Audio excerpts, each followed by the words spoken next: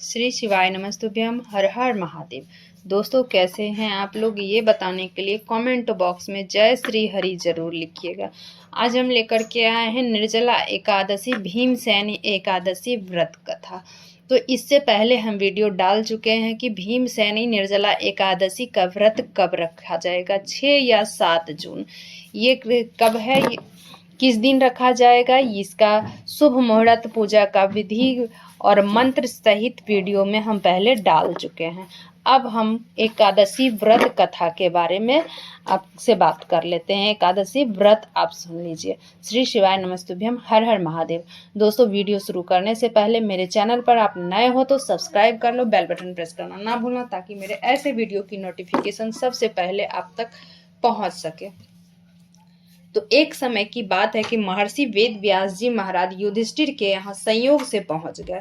महाराज युधिष्ठिर ने उनका समुचित आदर किया, अर्घ और पानी देकर सुंदर आसन पर बिठाया, षोडशोपचार पूर्वक उनकी पूजा की। जब महर्षि हर प्रकार से निश्चिंत होकर बैठ गए, तब भीमसेन ने हाथ जोड़कर उनसे कहा, भगवान, मैं बड़ी आपत्ति में पड़ा हुआ हूँ, दया कर आप मुझको इस आपत्ति से बचाइए।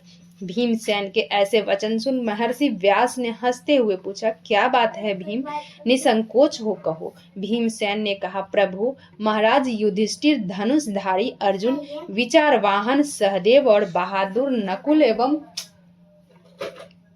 एवं सौभाग्यवती महारानी द्रौपदी इत्यादि सभी लोग एकादशी का व्रत करते हैं और मुझे भी विवश करते हैं।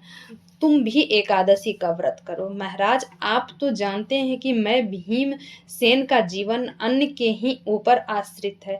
एक दिन भोजन न करने की बात तो अत्यंत ही दुष्कर है। एक क्षण में भी बिना खाए नहीं रह सकता। तब आप ही बताइए कि किस प्रकार यह मेरा धर्म संकट दूर हो।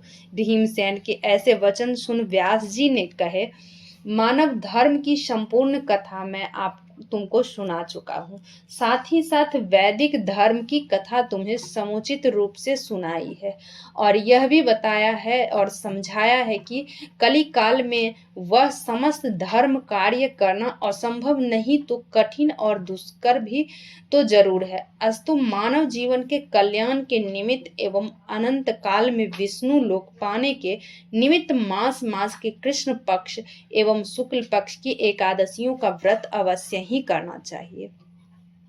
बिना इस व्रत को धारण किए प्राणी मात्र का कल्याण नहीं है। महर्षि व्यास के ऐसे वचन सुन भीमसेन अपनी धर्म भीरुता के कारण वेंत के समान कांपने लगे और अत्यंत ही भयभीत होकर बोले, प्रभु, यह तो ठीक है, परंतु व्रत का रखना और भूखा रहना तो मुझे मृत्यु से भी बढ़कर है। सो भी हर महीने में 2 बार वासुदेव वासुदेव हो भगवान। अब आप कोई ऐसा व्रत बतलाइए कि जिसमें ज्यों त्यों का एक दिन भूखा रहकर ही मैं पापों से मुक्त हो जाऊं।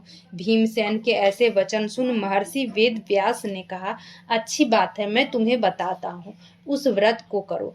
एक ही व्रत का पुण्यफल मास की समस्त एकादशियों से बढ़कर होगा। महर्षि के ऐसे वचन सुन भीमसेन प्रसन्न हो गए और हाथ जोड़कर कहा, प्रभु, कहिए और शीघ्र कहिए कि वह कौन सा व्रत है। महर्षि ने कहा, वह व्रत ज्येष्ठ मास के शुक्ल पक्ष की निर्जला एकादशी का है। तुम श्रद्धा भक्ति समेत 10वीं को सोते समय भगवान को प्रणाम कर उनकी मानसिक पूजा करो और हाथ जोड़कर अपने मन में इस प्रकार संकल्प करो कि प्रभु, कल मैं ज्येष्ठ मास के शुक्ल पक्ष की निर्जला एकादशी का व्रत करूंगा। मुझे शक्ति दो कि मैं अपने व्रत को पूर्ण कर सकूं। इस प्रकार प्रार्थना कर सो रहे। दूसरे दिन निर्जला एकादशी का दिन होगा। बिना खाए पिए निराहार और निर्जल रहो, यहाँ तक कि आचमन इत्यादि में भी जल का न ग्रहण करो।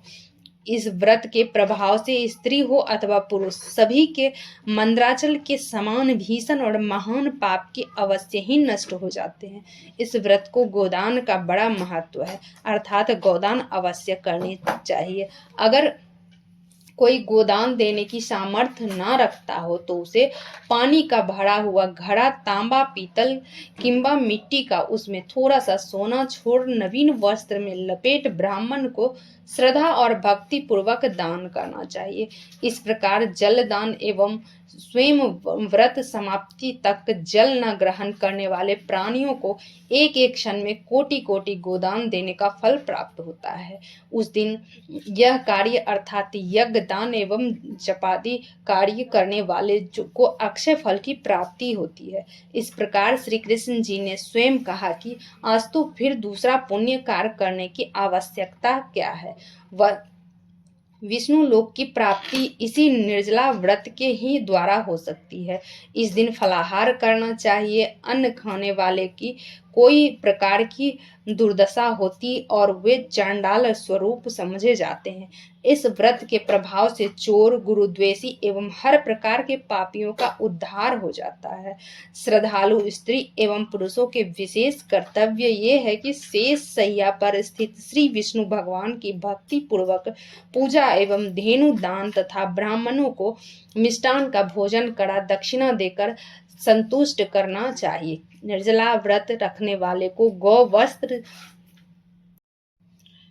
छत्र, सैया, कमंडलू इत्यादि वस्तुओं का प्रेम पूर्वक भक्ति सहित दान करना चाहिए।